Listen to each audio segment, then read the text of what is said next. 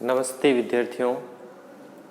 कल हम पढ़ रहे थे मूर्त एवं अमूर्त ज्ञान क्या है, उसके आयाम कौन कौन से हैं, इसके बारे में हम अध्ययन कर रहे थे।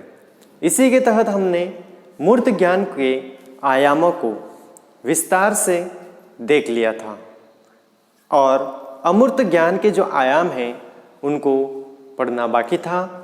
तो आज की क्लास में हम अमूर्त ज्ञान के जो आयाम हैं उन आयामों के बारे में विस्तार से अध्ययन करेंगे।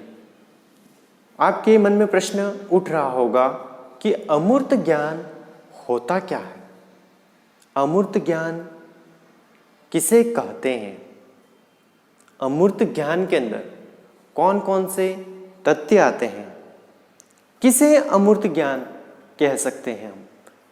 अमूर्त ज्ञान दिखता नहीं है, अमूर्त ज्ञान पर विचार किया जाता है, विमर्श किया जाता है, तर्क किया जाता है, चिंतन किया जाता है, लेकिन उसका कोई प्रमाण मौजूद नहीं है।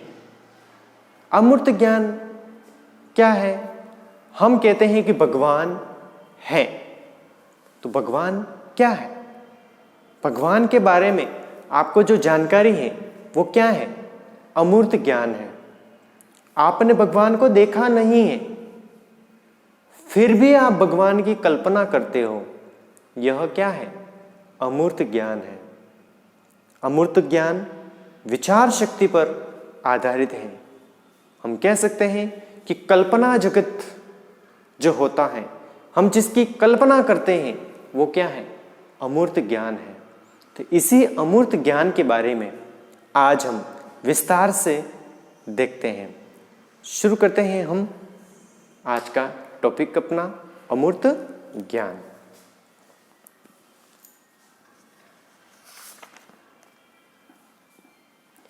अमूर्त ज्ञान का संबंध जो होता है वो तर्क, चिंतन, विचारशील आधार पर होता है। तो हम हमारे साथ में पढ़ने के साथ साथ में हम अपने नोट्स भी बनाते रहेंगे। तो मैं जिस प्रकार से बोर्ड पर लिख रहा हूं कि अमूर्त ज्ञान का संबंध, अमूर्त ज्ञान का संबंध, अमूर्त ज्ञान का संबंध,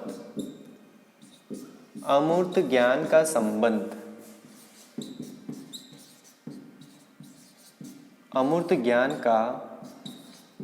अमूर्त ज्ञान का संबंध प्रायः अमूर्त ज्ञान का संबंध प्रायः तर्क, चिंतन एवं विचारों पर आधारित होता है। अमूर्त ज्ञान का संबंध प्रायः तर्क, चिंतन, विचारों पर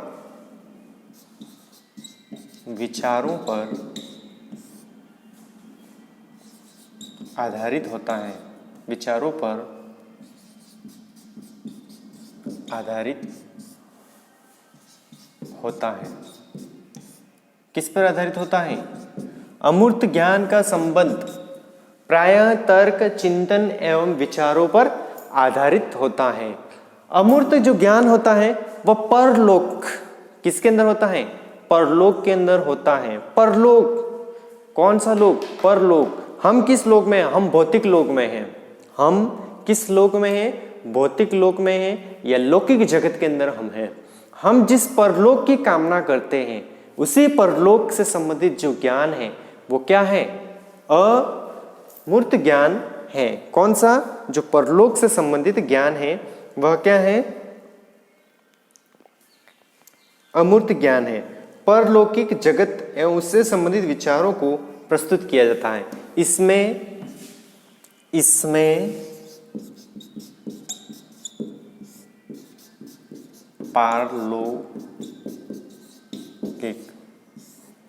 पारलौकिक, कौन सा लोक? पारलौकिक।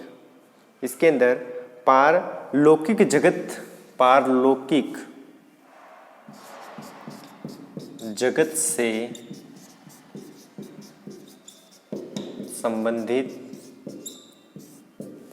इस इसमें पारलौकिक जगत से संबंधित विचारों को प्रस्तुत किया जाता है। विचारों को प्रस्तुत किया जाता है।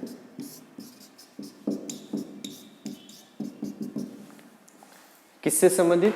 पारलौकिक विचारों से संबंधित विचारों को प्रस्तुत किया जाता है। देखो, अमूर्त ज्ञान को हम बहुत ही सरल भाषा के अंदर समझते हैं। जिस प्रकार से हम कहते हैं इस व्यक्ति की मृत्यु हो गई, मृत्यु होने के बाद में वह स्वर्ग में जाएगा, वह व्यक्ति नरक में जाएगा, इस प्रकार की हम कल्पना करते हैं। वह क्या है? अमूर्त ज्ञान है। ना आपने स्वर्ग को देखा है, न मैंने स्वर्ग को देखा है, न आपने नरक को देखा है, न मैंने नरक को देखा है, फिर भी हम स्वर्ग और नरक दो लोकों की कामना करते हैं। आपको ये पता है कि स्वर्ग लोक बहुत अच्छा है, आपको ये भी पता है कि नरक लोक बहुत ही खराब है, फिर भी हमने देखा नहीं है उसे, लेकिन हम उनकी कल्पना करते हैं। किसके आधार पर? हमारे अमूर्त ज्ञान के आधार पर हम चिंतन करते हैं, हम विचार करते हैं और कहते हैं कि स्वर्ग लोक के अंदर गया होगा, ये तो नरक में जाएगा, इसको तो नरक में भी जगह नहीं मिलेगी, लेकिन ये तो स्वर्ग में जाएगा। अच्छा, इंसान मरने के बाद में स्वर्ग में जाएगा या नरक में जाएगा, किसे पता? क्या आपने देखा है जाते हुए उसे? नहीं देखा, लेकिन यह क्या है? एक अमूर्त ज्ञान है जिससे संबंधित आपने सदियों से आप पढ़ते आ रहे हो। आपके पूर्वज भी इसकी कामना करते थे और आप भी कर रहे हो। ठीक है, तो ये क्या है? एक अमूर्त ज्ञान का उदाहरण है। अब हम देखते हैं कि अमूर्त ज्ञान के बारे में एक एक आयाम देखते हैं, जिसके अंदर पहला जो आयाम होता है तर्क एवं चिंतन से संबंध। अमूर्त ज्ञान का तर्क एवं चिंतन से संबंध है। तर्क एवं चिंतन से संबंध किसका? अमूर्त ज्ञान का।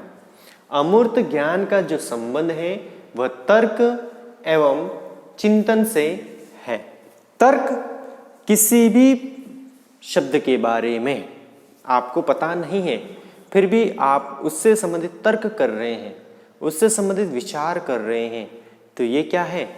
तर्क एवं चिंतन अमूर्त ज्ञान की श्रेणी में आता है। अमूर्त ज्ञान का संबंध तर्क एवं चिंतन से संबंध होता है। किससे संबंध होता है? तर्क एवं चिंतन से उसका संबंध होता है। अमूर्त ज्ञान किसी भी वस्तु का वर्णन व्यक्ति अपने तर्क एवं चिंतन के आधार पर करता है। अमूर्त ज्ञान का वर्णन व्यक्ति अपने चिंतन एवं तर्क के आधार पर करता है। किसका वर्णन? अमूर्त ज्ञान का वर्णन करता है।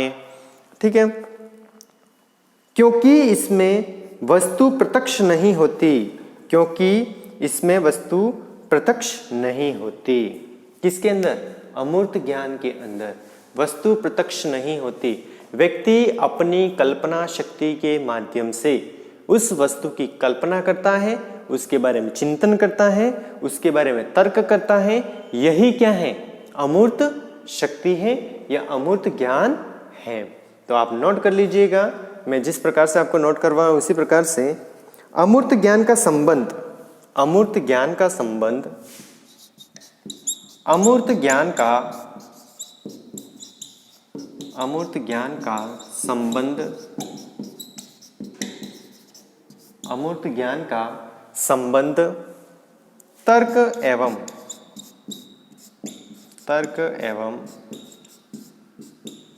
चिंतन से है। तर्क एवं चिंतन से, तर्क एवं चिंतन से है। किससे है? तर्क एवं चिंतन से है। अमूर्त ज्ञान में किसी वस्तु का, अमूर्त ज्ञान में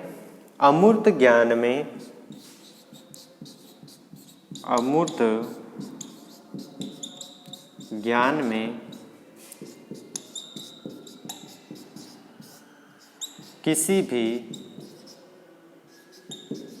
अमूर्त ज्ञान में किसी भी वस्तु का वर्णन व्यक्ति अपने किसी भी वस्तु का वर्णन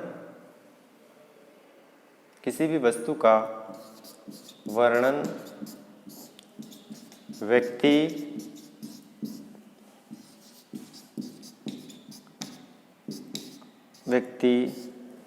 अपनी तर्क एवं विचार शक्ति के माध्यम से अमूर्त ज्ञान में किसी भी वस्तु का वर्णन व्यक्ति अपनी तर्क एवं विचार शक्ति के माध्यम से करता है। इसमें वस्तु को नहीं दिखाया जाता है। इसमें वस्तु को नहीं देखा जाता है।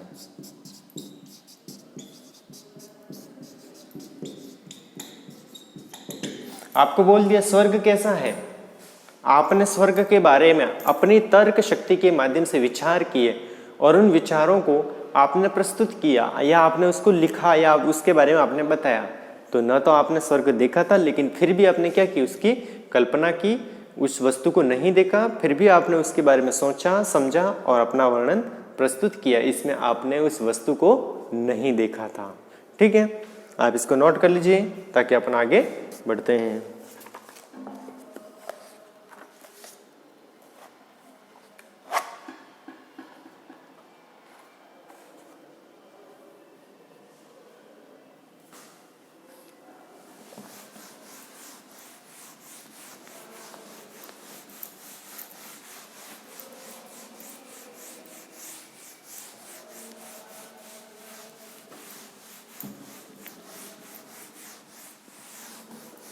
अगला जो बिंदु है वो है दर्शन से संबंध, अमूर्त ज्ञान, दर्शन से संबंध,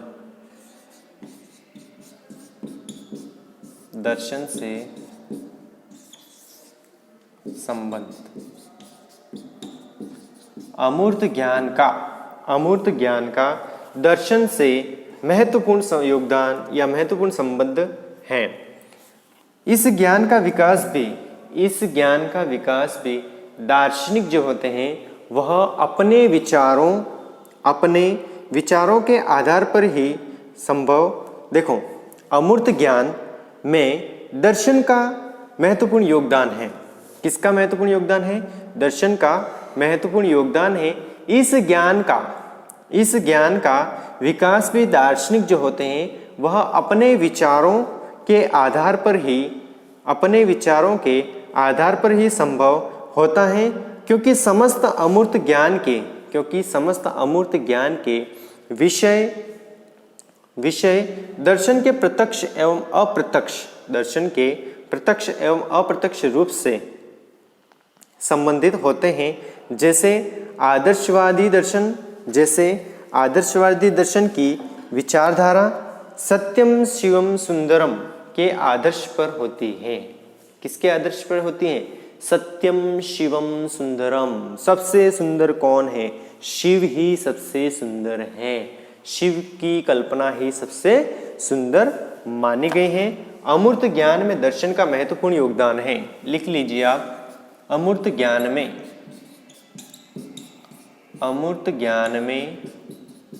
दर्शन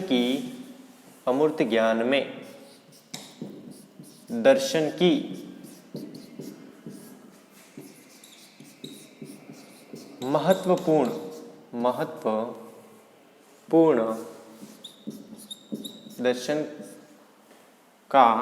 दर्शन का महत्वपूर्ण योगदान है। क्या है? योगदान है। किसका? दर्शन का। किसका योगदान है? दर्शन का योगदान है। इस ज्ञान का विकास भी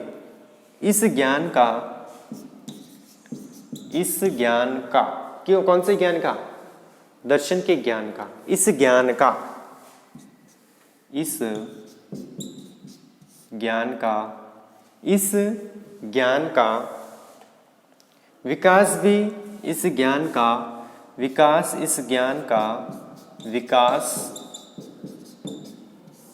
भी इस ज्ञान का विकास भी दार्शनिक विचारों के आधार पर ही संभव है।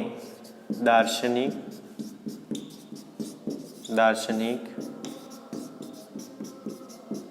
विचारों के ज्ञान पर ही आधारित है। दार्शनिक विचारों के ज्ञान पर ही आधारित हैं।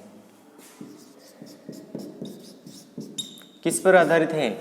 दार्शनिक विचारों के ज्ञान पर आधारित है। किस पर आधारित हैं? दार्शनिक ज्ञान के विचारों पर आधारित हैं। जैसे आदर्श दर्शन की विचारधारा, उदाहरण के तौर पर देखते हैं, जैसे आदर्श दर्शन की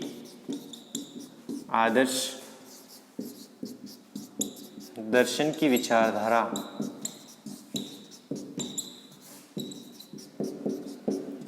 आदर्श दर्शन की विचारधारा क्या है? सत्यम शिवम सुंदरम। सत्यम शिवम सुंदरम। सत्यम शिवम सुंदरम।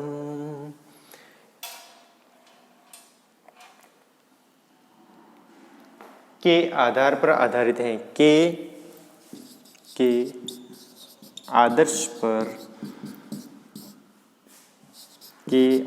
पर आधारित है।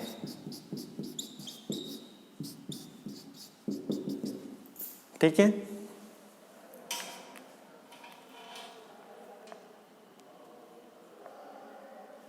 इसके बाद में तीसरा जो बिंदु है वो है आदर्शों पर आधारित, आदर्शों से संबंध।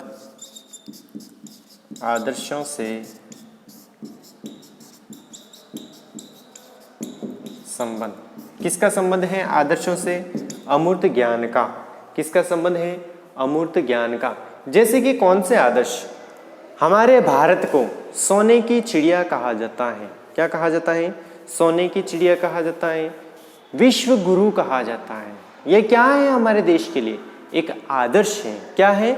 आदर्श है। हमारे देश को विश्व गुरु की उपाधि दी गई है। क्यों? क्योंकि हमारे यहाँ पर प्राचीन काल में जितने भी ऋषि मुनि थे वो बहुत ही सिद्धि प्राप्त थे। उनको किसी भी घटना को घटित होने से पहले ही पता चल जाता था, यानी कि त्रिकाल दृष्टि थे। उन त्रिकाल दृष्टियों ने आने वाले समय में क्या होगा उसके बारे में पहले से ही कल्पना कर ली थी। पहले से ही उन्होंने ऐसे ग्रंथ लिख लिए थे। उन्होंने संपूर्ण रूप से सभी ब्रह्मांड का, पूरे ब्रह्मांड का अध्ययन कर लिया था। उनको पता था पूरे ब्रह्मांड के बारे में। वह एक जगह पर बैठे बैठे लाखों वर्षों तक तपस्या करते थे। उसी जगह पर उनका उसी जगह पर बैठे बैठे तपस्या करते थे। उनके ऊपर, यहाँ मैंने लाखों वर्ष बोला है, ठीक है। और ये आप जब अध्ययन करोगे वेदों का, उसके अंदर आपको बताया जाएगा और आपको पढ़ने भी मिलेगा। हालांकि इंसान की उम्र 100 वर्ष ही मानी जाती है, 100 वर्ष से ज़्यादा भी हो सकती है, लेकिन ऐसा कहा गया है, ठीक है। तो जो ऋषि मुनि थे वह तपस्या करते। उन तपस्याओं के आधार पर उन्होंने त्रिकाल दृष्टि, यानी कि पूर्व में जो घटनाएं होने वाली हैं उनके बारे में उनको पता चल जाता था। उन्होंने ऐसे ग्रंथ लिखे हैं। इन्हीं के आधार को मान करके भारत को विश्व गुरु कहा जाता था। तो इन्हीं आदर्शों के बारे में देखेंगे। आदर्शों का संबंध भी अमूर्त ज्ञान से ही होता है। आदर्शों का संबंध भी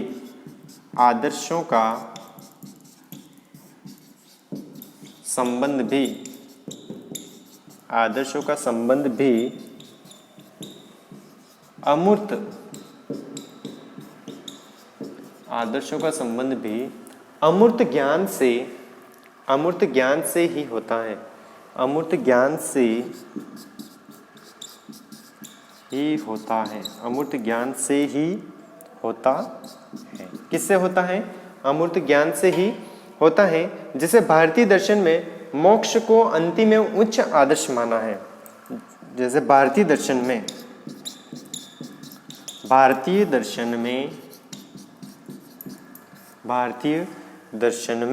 कौन से दर्शन में? भारतीय दर्शन में मोक्ष को अंतिम एवं उच्च आदर्श माना है। भारतीय दर्शन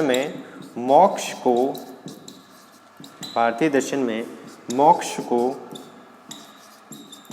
उच्च एवं आदर्श दर्शन, उच्च एवं आदर्श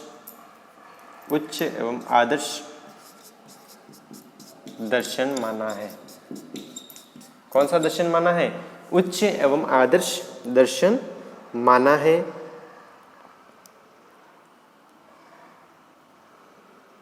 जो पूर्णतः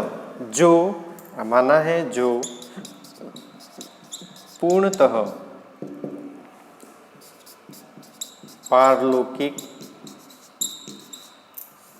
जगत से संबंधित हैं। किससे संबंधित हैं? पारलौकिक जगत से संबंधित हैं। आप इसको नोट कर लीजिए। आप चाहो तो इसका स्क्रीनशॉट भी ले सकते हो ताकि अपन आगे बढ़ें।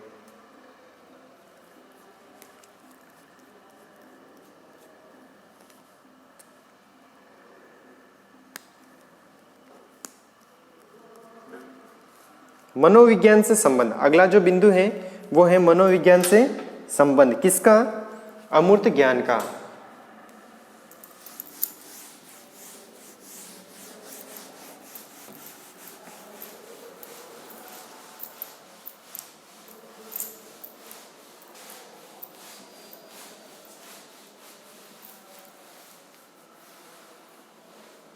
अगला जो बिंदु है वो है मनोविज्ञान से संबंध।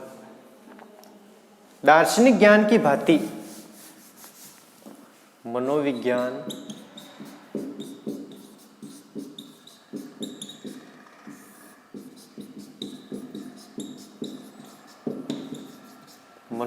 से संबंध।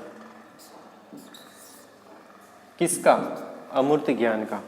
दार्शनिक विचारधारा या दर्शन के आधार पर ही मनोविज्ञान का संबंध भी अमूर्त ज्ञान से माना जाता है। दर्शन के आदर्शों का संबंध भी जिस प्रकार से माना जाता था उसी प्रकार से दार्शनिक ज्ञान की भांति मनोविज्ञान का संबंध भी अमूर्त ज्ञान है। दार्शनिक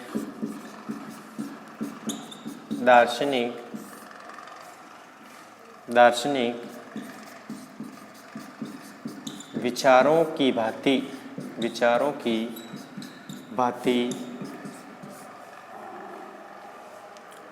मनोविज्ञान का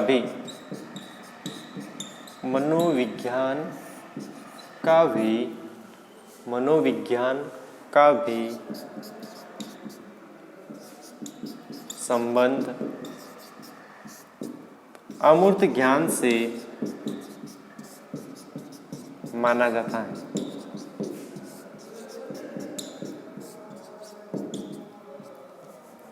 किससे माना जाता है?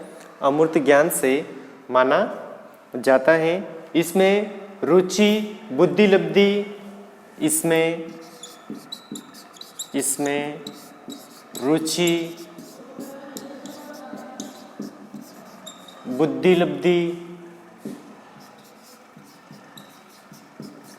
रुचि, बुद्धि लब्धि, एवं समायोजन की क्षमता, बुद्धि लब्धि एवं समायोजन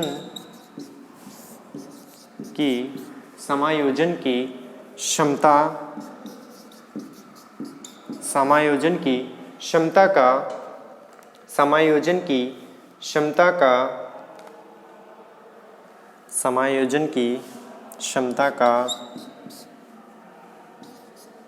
वर्णन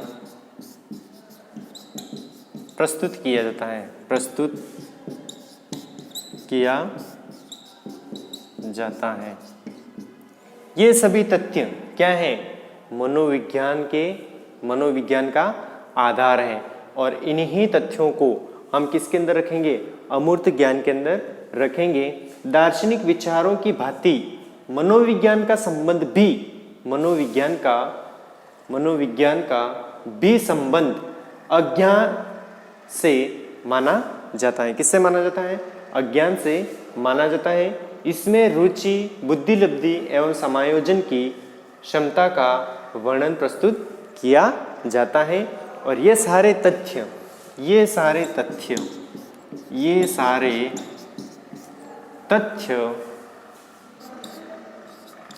तथ्य अमूर्त से संबंध रखते हैं। अमूर्त ज्ञान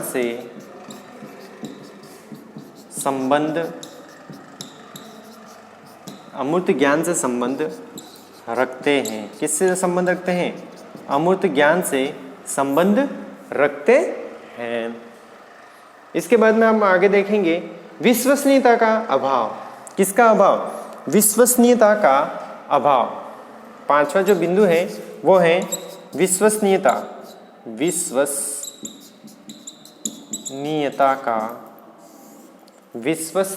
का अभाव। किसका अभाव? विश्वसनीयता का अभाव। अब मैं ये कहना चाहता हूं कि विश्वसनीयता का अभाव क्यों है अमूर्त ज्ञान के अंदर? कोई भी व्यक्ति विश्वास क्यों नहीं करता इस ज्ञान पर? क्योंकि हर कोई व्यक्ति तथ्य मांगता है, प्रामाणिकता मांगता है। आज आपके सामने कोई भी व्यापारी कोई भी वस्तु पेश करता है या आपके सामने बेचने के लिए आता है तो वह बताएगा यह वस्तु की इतने वर्ष तक की गारंटी है, यह वस्तु इस प्रकार से चलेगी, इस कंपनी के अंदर बनी है, यहाँ पर बनी है, इसको बनाने वाला व्यक्ति ये था। ये सारी के सारी बातें आप तक प्रस्तुत कर देगा, उपलब्ध करवा देगा।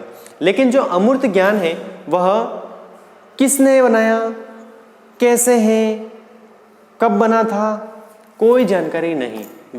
वेदों का अध्ययन यानी कि जो वेद है किसने लिखे? पता नहीं। ऋग्वेद किसने लिखा? पता नहीं। अज्ञात व्यक्ति ने लिखा है, उसके बारे में कोई जानकारी नहीं किसने लिखा। तो वो क्या है? एक अमूर्त ज्ञान है। ये धरती कैसे बनी नहीं पता हमें, भले विज्ञान कुछ भी कहता हो, लेकिन एक अलग ही। ये ब्रह्मांड कितना बड़ा है पता नहीं। क्यों? क्योंकि हमने नापा नहीं, अज्ञात है। क्या है? अमूर्त ज्ञान की श्रेणी में आता है। क्योंकि हमें पता ही नहीं है तो उसे हम क्या कहेंगे? अमूर्त ज्ञान कहेंगे। यानी कि विश्वसनीयता का अभाव होता है। अमूर्त ज्ञान के द्वारा जो प्रस्तुत की गई बातें हैं या प्रस्तुत किए गए तथ्य क्या है? अविश्वसनीय। उन पर विश्वास नहीं कर सकते, उन पर विश्वास नहीं किया जाता। आप इसको चाहो तो स्क्रीनशॉट ले सकते हो, चाहो तो नोट कर सकते हो, ताकि अपन आगे बढ़ते हैं। अगला जो बिंदु है वो है वैधता का अभाव। वैधता का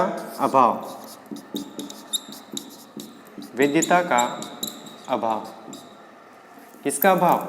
वैधता का अभाव। अब क्या होता है? वैधता का मतलब यह होता है यह जो वस्तु है वह 1 वर्ष तक चलेगी, 2 वर्ष तक चलेगी या 3 वर्ष तक चलेगी। ये उसकी क्या है? वैलिडिटी, सामान्य तौर पर समझने के लिए। तो यह वैधता, तो अमूर्त ज्ञान जो है उसके अंदर वैधता का अभाव होता है। यह सदियों तक चलती आएगी और चलेगी क्योंकि इसकी कोई वैधता नहीं है, अनलिमिटेड है। कौन सा ज्ञान? अमूर्त ज्ञान क्या है? अनलिमिटेड है, जो कभी समाप्त नहीं होगा, हमेशा चलता रहेगा। कौन सा ज्ञान? अमूर्त ज्ञान। प्यारे विद्यार्थियों, अमूर्त ज्ञान के बारे में आज हमने देखा और यह टॉपिक हमारा यहीं पर समाप्त होता है।